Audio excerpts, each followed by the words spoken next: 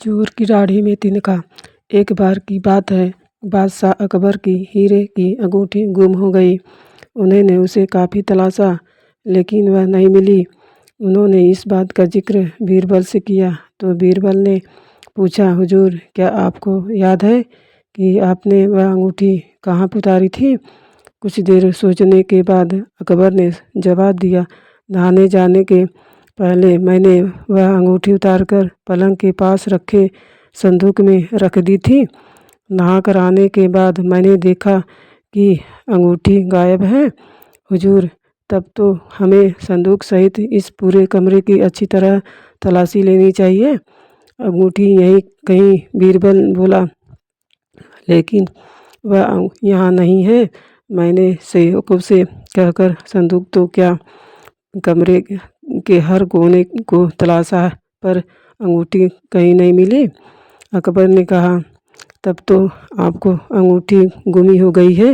हुजूर, चोरी हुई है और चोरी आपके सेवकों में से ही कोई एक है। आप इस कमरे की साफ सफाई करने वाले सेवकों को बुलवाइए।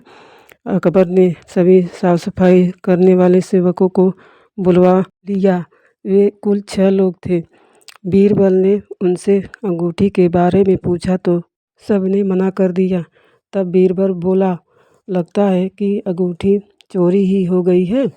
बादशाह सलामत ने अंगूठी संदूक में रखी थी, इसलिए अब संदूक ही बताएगा कि चोर कौन है। यह कहकर संदूक के पास गया और कान लगाकर कुछ सुनने की कोशिश करने लगा। फिर सेवकों को संबोधित कर बोला, संदूक ने मुझे सब कुछ बता दिया है।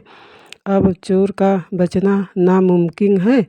जो चोर है उसकी दाढ़ी में तिनका है।